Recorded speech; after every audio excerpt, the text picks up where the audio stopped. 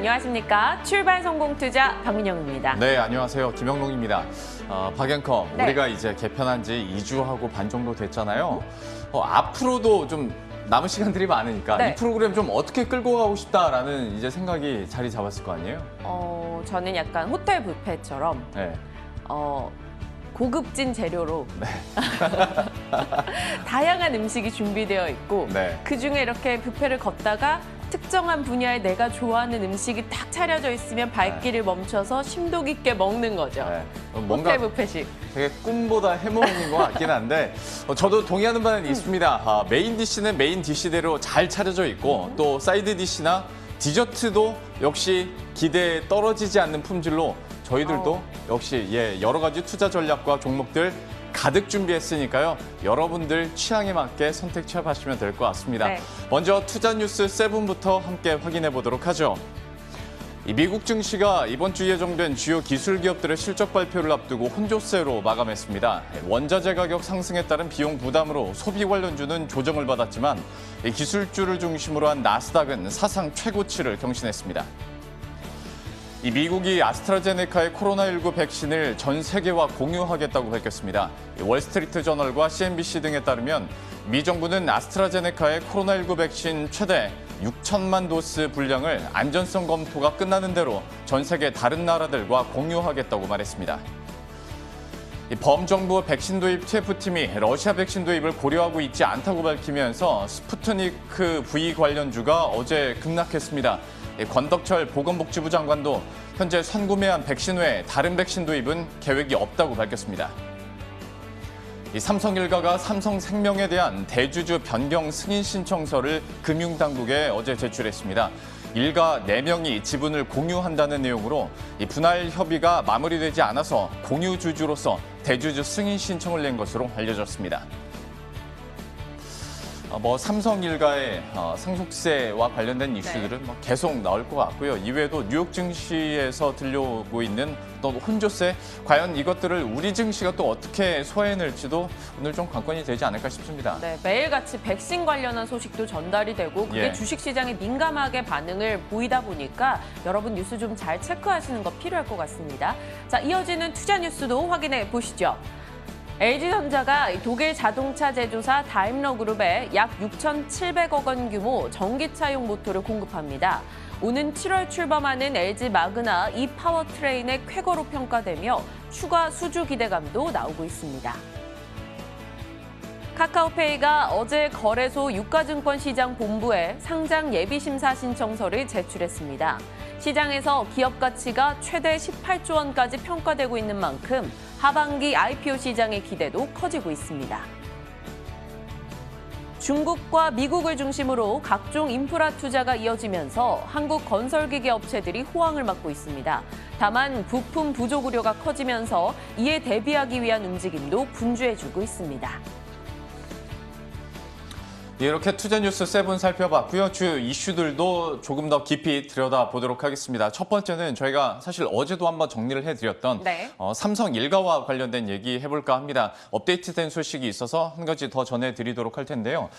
일단 삼성생명에 대해서 대주주 변경 승인 신청을 삼성 일가가 어제 했습니다.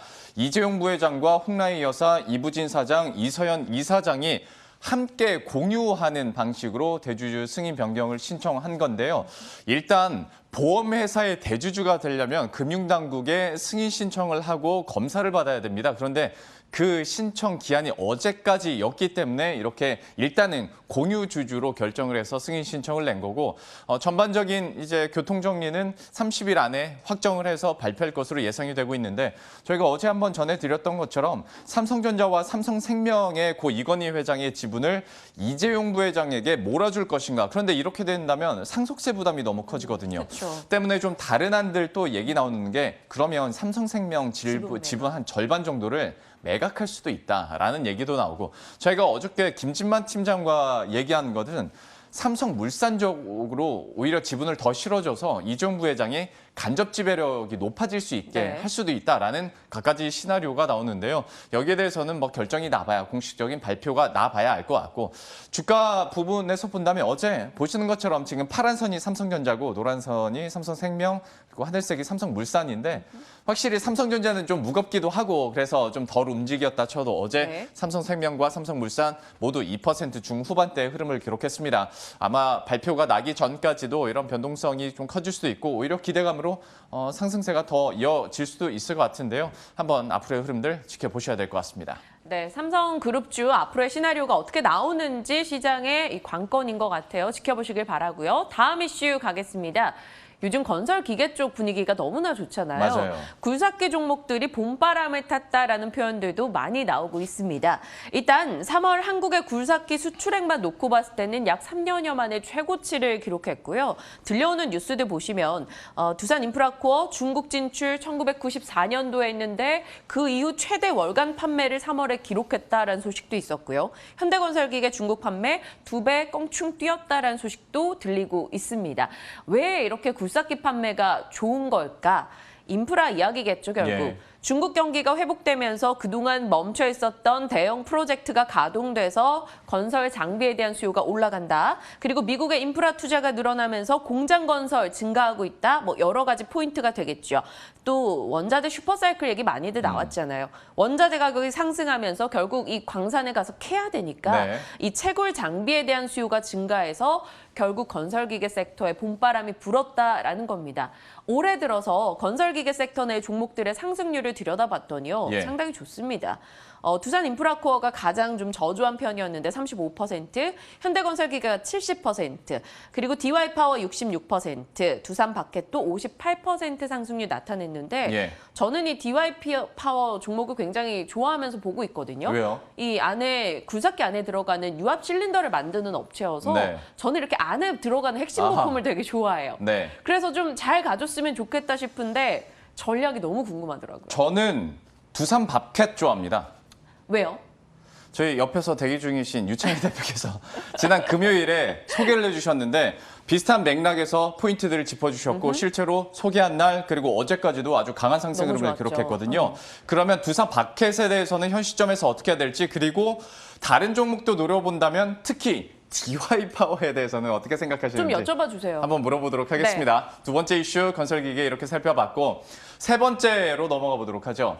LG전자와 관련해서 소식이 하나 들려왔죠. 독일의 다임러그룹에 6,700억 원 규모의 전기차용 모터를 공급하기로 했다라는 소식이 어제 한 언론 매체를 통해서 단독 보도가 됐고요. 아무래도 이렇게 된다면 마그나의 고객사인 BMW나 포드, 피아트, 폭스바겐 등으로 추가 수주도 가능할 것이다라는 긍정적인 전망들도 나오고 있거든요. LG전자가 지금까지 얼마나 그 아픈 새끼손가락 때문에 힘들었습니까? 실적적으로 힘들었는데 이제 스마트폰 사업부 정리하고 VS 사업부 쪽으로 힘을 싣고 있습니다. 정말 이 VS 사업부의 V가 승리의 V가 될 수 있을지. 그런데 긍정적인 건 보시는 것처럼 이게 투자 규모거든요. 지금까지는 VS 사업 쪽으로 설비 투자도 정말 많이 하고 투자 비용 자체가 크다 보니까 사실 영업이익 측면에서는 실적을 제대로 내지 못했어요. 하지만 이제 올해 3분기부터 충분히 턴어라운드 가능하고 올해 영업이익도 역시 이제는 성과를 낼 수 있을 것이다. 얘기가 나오고 있거든요. 정말 전장사업부를 중심으로 해서 VS 사업부의 LG전자의 활약들 기대해 보도록 하겠고. 투자를 회수하는 거네요, 이제부터는. 그렇죠. 회수의 시기 때 카카오 얼마나 많이 올랐어요. 그러니까요. LG전자도 기대를 해보도록 하죠. 자, 이렇게 세 가지 이슈들은 살펴봤고요. 그러면 구체적으로 종목별 전략은 어떻게 가져가야 될지 전문가와 함께 이야기 나눠보도록 하겠습니다. 자, 오늘도 역시 궁금한 점들이 많습니다. 삼성그룹주 어떻게 해야 될지, 그리고 이전에 소개해 주셨던 건설 기계주들은 어떻게 다시 한번 대응할 수 있을지 전략 짜보도록 하겠습니다.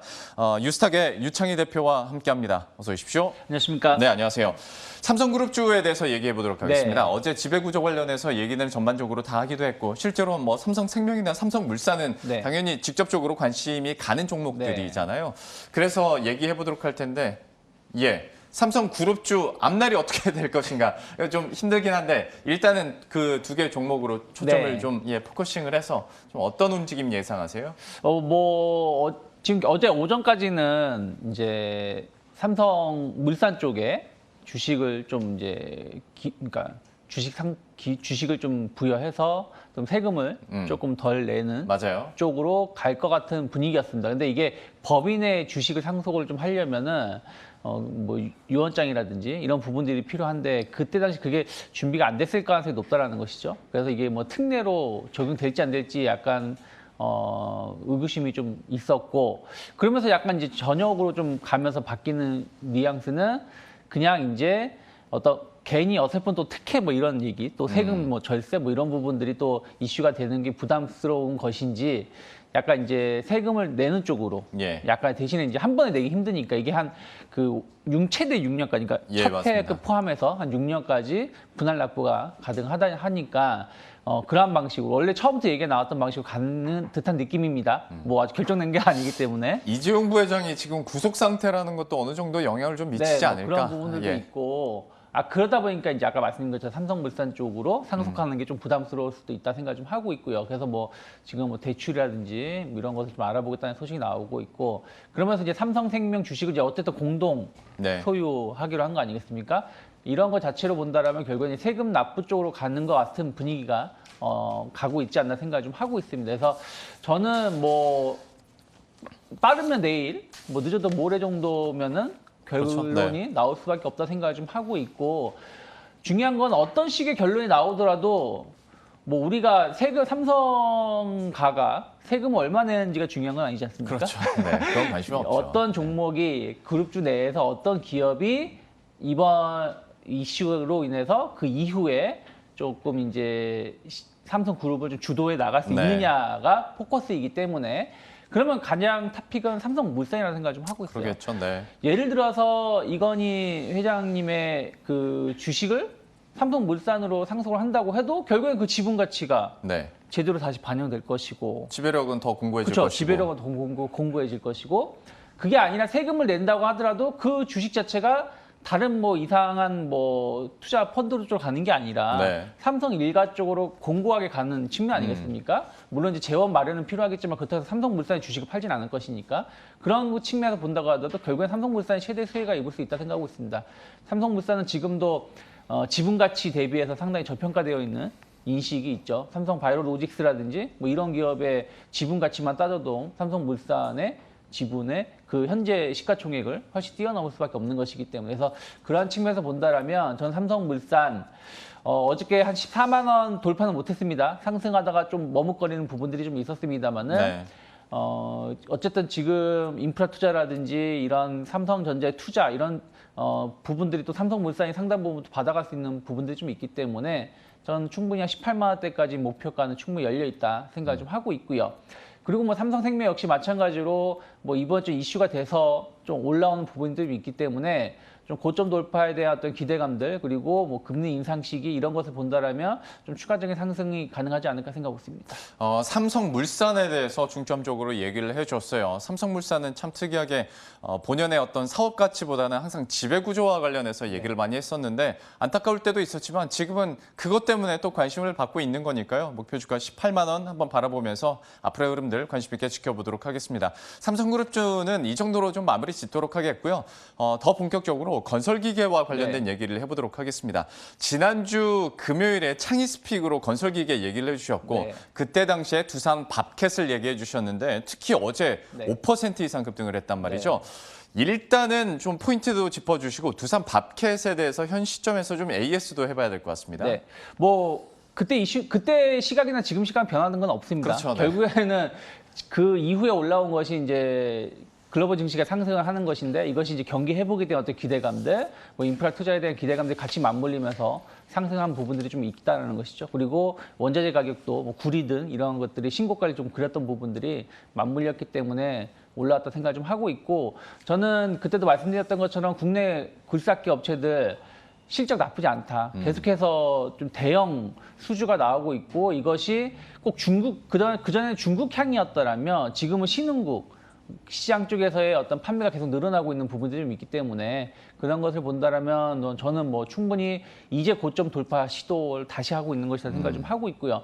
뭐 두산마켓 그 이후에 뭐 공교롭게도 좀 더 높은 상승률을 보여주고 있습니다. 뭐 인프라코어 그리고 현대건설기계도 잘 올라가고 있지만 뭐 두산마켓 같은 경우는 그때 말씀드린 것처럼 미국 시장에서 수요가 계속 늘어나고 있고 또 공장 자체가 좀 미국에 있기 때문에 전체적으로 봤을 때 미국 우월주의, 뭐 미국 보호, 무역 보호 이런 부분들에 대해서 조금 자유롭다는 부분들 그러한 것들이 수급적인 측면에서 나쁘지 않다 생각하고 있기 때문에 예. 저는 충분히 뭐 한 5만 원대까지 추가적인 목표가 좀 열어놓으실 필요가 있다 생각을 좀 하고 있고요. 그리고 이제 뭐 앞에서도 말씀하셨지만 굴삭기 자체를 판매하는 업체들도 상당히 뭐 실적이 좋게 나오고 있지만 결국에는 그 핵심 부품을 판매하는 네. 기업들도 저는 주가가 다시 좀 뒤따라서 올라갈 거라 생각 좀 하고 있어요. 그 부분 때문에 네. 박앵커가 네. 코너 끝나고 나갈 때까지도 혼자 네. 중얼중얼 얘기했던 네. 게 나는 DY 파워가 좋은 것 같은데 계속 그 얘기하고 네. 있었거든요. DY 파워는 실제로 좀 어떻게 보시는 거세요? 그래서 저도 뭐 DI파를 이제 뭐 만약에 굴삭기 건설 기계 관련된 기업들 중에서 선택을 못했다라면 네. 조금 미리 그때 매수를 못 하셨다면 DI파워도 나쁘지 않다. 왜냐하면 어찌됐든 유압 실린더는 어느 기업이든 어느 회사에서 제품 만들든 필요한 부분들이고 네. 이와 관련해서 수익성이 상당히 높아지고 있는 부분들을 확인했다는 것이죠. 다만 이제 DI 파워는 그 전에 먼저 올라왔던 상황이고 네. 최근 한 달 정도 흐름을 본다면 고점에서 약간 머뭇거리는 상황이었는데 이미 이제 어떻게 보면 완성 업체가 치고 나가는 부분들이 좀 있기 때문에 저는 충분히 뒤따라서 움직일 수 있다 생각을 좀 하고 있습니다. 그래서 DI 파워 같은 경우도 저는 충분히 한 23,000원대까지 목표가는 열어놓고 접근해 볼 수 있지 않을까 생각을 좀 하고 있습니다. DY 파워 근데 처음에 얘기해 주실 때 만약에 놓쳤다면이라는 전제를 드셨잖아요. 네. 사람 마음이라는 게 항상 제일 좋은 거 사고 싶거든요. 지금 그렇죠. 시점에서 DY 파워랑 두산 밥캣 중에 하나 고르라고 한다면 네. 어느 쪽으로 그래도 가시겠어요? 저는 어쨌든 고점 돌파하는 종목을 좀 좋아하는 편이라서 뭐 추세 흐름은 두산 바켓이 좀 더 좋습니다. 근데 어쨌든 이틀 사이에 많이 올라오는 측면이 좀 있기 때문에 네. 그 다음에 상승 탄력을 보신다라면 뭐 DI 파워도 나쁘지 않다 생각하고 있습니다. 알겠습니다. 이 건설기계 주 중에서 여러분들의 어떤 투자 포인트에 따라서 선택하는 종목도 달라질 수 있을 것 같습니다. 오늘은 DY 파워 얘기해 주셨고 목표 주가 23,000원도 제시를 해주셨으니까요. 참고하시길 바라겠습니다. 세 번째로 넘어가 보도록 하죠. LG전자에 대해서는 뭐 계속해서 얘기가 나오고 네. 있고 이제는 정말 집중할 수 있는 가정과 전장 사업 쪽으로 딱 이제 정해져 있으니까 네. 이제 성과만 더 박차를 가면 되는 상황이기도 하고 다임러에 이제 전기차용 모터 공급한다는 소식도 들려왔는데 좀 앞으로의 전망 어떻게 하십니까? 뭐 말할 필요가 없죠. 일단은 가전 사업부는 계속해서 매출이 늘어날 수밖에 없는 거고 또 이제 성수기에 진입하는 부분들이 좀 있다라는 것이죠. 그리고 LG전자 같은 경우는 그 전부터 계속 추구했던 게 약간 프리미엄 라인 쪽, 특히 이제 TV라든지 뭐 일반 가전 제품도 가정용 생활 가전도 좀 프리미엄 라인을 상당히 구축을 많이 해놔서 그런 쪽으로 해서 수익성이 계속 늘어나고 있는 게 몇 년째 지금 확인이 되고 있다는 것이죠. 그리고 요즘 신가전 제품이라고 해가지고 솔직히 딱히 필요하진 않은데 있으면 좋을 것 같은 거. 네. 예를 들면 스타일워시라 해서 뭐 옷에 뭐 냄새라든지 이런 걸 빼주는 거라든지 요즘에는 건조기 많이 보편화되어 있었지만 그전에는 좀 그런 게 좀 덜했었다는 예. 것이죠. 그리고 뭐 냉장고 같은 경우도 뭐 서브형 냉장고를 조금 작은 규모로 좀 활용하는 경우도 있고 그래서 이런 신가전 시장의 수익성이 상당히 높게 나오고 있습니다. 제품 가격도 상당히 좀 비싼 제품 라인업이 되어 있기 때문에 그래서 그러한 부분들의 성장세는 특히 1인 가구 중심으로 해가지고 계속 성장할 수밖에 없다 생각을 좀 하고 있고요. 뭐 이 부분은 뭐 얘기할 필요는 없고 이제 전자부품 쪽이라는 것이죠. 네. 이번 다임러 쪽으로 해가지고 한 6천억이 넘는 신계약을 좀 맺었는데 결국에는 다임러는 어떻게 보면은 가장 큰 뭐 프리미엄 뭐 모델, 그렇죠. 뭐 벤츠라든지 이런 부분들이 이런 것을 생산하는 업체 아니겠습니까? 그렇다면 다른 뭐 BMW 앞에 언급하셨던 뭐 폭스바겐이든 관계되는 회사들에 대해서의 어떤 신규 매출은 충분히 늘어날 수 있다 생각을 좀 하고 있습니다. 특히 이제 LG 그룹이 특히 LG전자 그룹이 차량 그 전장 부품 사업 쪽에 많은 투자를 했습니다. 뭐 회사도 인수를 했었고, 네. 근데 적자를 계속 보여줬는데 이제는 계속 키워나갔을 때 투자가 그렇게 많이 생각했던 것보다 많이 투자를 할 필요는 없다는 것이죠. 그러면 말씀하신 것처럼 이제 흑자 전환에 대한 기대감, 뭐 이게 올해 조금 늦어진다고 하더라도 내년부터는 흑자 전환에 대한 기대감들이 좀 있기 때문에 그러한 것들이 LG전자의 주가를 더 끌어올릴 수 있다 생각을 좀 하고 있습니다. 그래서 저는 전자부품, 뭐 차량용 인포테인먼트 이런 쪽으로 해가지고의 기대감들은 계속 나올 수가 있기 때문에 뭐 예전에도 뭐 LG전자 MG 사업부만 없으면 20만 원 이상 간다라고 말씀드렸던 것처럼 네. 저는 목표가 20만 원 여전히 설정해 놓을 필요가 있지 않을까 생각하고 있습니다. LG전자에 대해서는 여전히 긍정적인 투자 의견과 함께 목표 주가 20만 원 재확인했으니까요. 역시 흐름들 기대감 가지고 지켜보도록 하겠습니다. 세 가지 이슈 이렇게 살펴봤고요. 코너 속의 코너 오늘 창의스픽으로 넘어가 보도록 할 텐데 오늘은 국민연금에 선택받은 종목으로 준비를 하셨어요. 좀 어떻게 보고 계십니까? 네, 국민연금이 올해만 18조 원 정도 네. 매도를 했고요. 4월 아직 한 달이 안 됐는데 4월 동안만 하더라도 2조 5천억 이상의 순매도를 좀 보여주고 있습니다. 그런데 그 와중에서도 국민연금이 순매수한 기업들이 좀 있다라는 것이죠. 뭐 네. 대표적으로 뭐 PSK, 아모레퍼시픽, S-오일, 뭐 화승엔터 등이라고 하는데.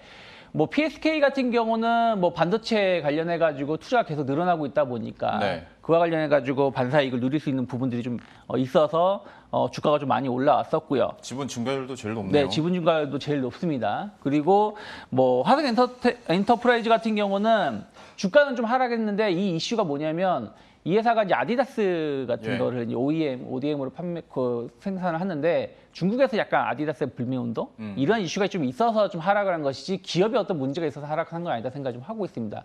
나머지 뭐 S-오일 같은 경우 상당히 최근에 유가가 좀 안정세를 보여주면서 뭐 어저께 같은 경우는 한 8% 정도 급등세를 좀 보여줬는데 결국 무슨 얘기냐면 국민연금이 계속 매도를 하고 있음에도 불구하고 우리가 알게 모르게 매수하는 기업들이 좀 있다는 네. 것이죠. 근데 그 매수하는 기업들의 특징을 본다라면 약간 턴어라운드에 대한 개념이 좀 있는 기업들 혹은 실적 증가에 대한 어떤 기대감이 있는 기업들 중심으로 해서 매수를 한다는 것이죠. 그러면 이러한 기업들은 또 앞으로 외국인이라든지 또 개인 투자자, 기관 투자자들이 또 관심을 좀 가질 수 있는 기업들이라는 거예요. 그래서 이러한 그 국민연금이 매수하는 종목군들에 대해서 좀 관심 있게 보시면 좋겠고 예. 저는 그중에 선정을 좀 한다라면은 아모레퍼시픽 그걸 좀 관심 있게 보시면 좋지 않을까 생각을 좀 하고 있습니다.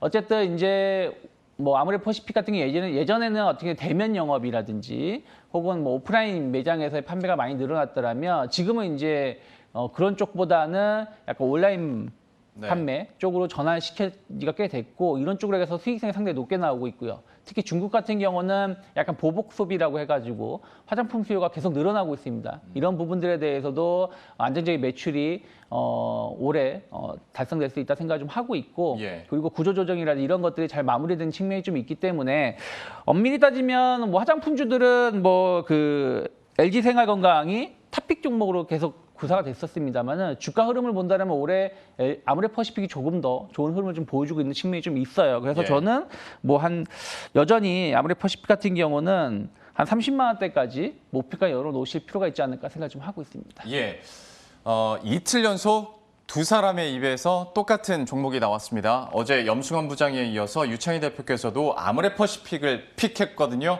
앞으로의 흐름들 목표 주가 30만 원 바라보면서 지켜보도록 하겠습니다. 오늘 뉴스탁의 유창희 대표와 함께했습니다. 오늘 말씀 고맙습니다. 고맙습니다.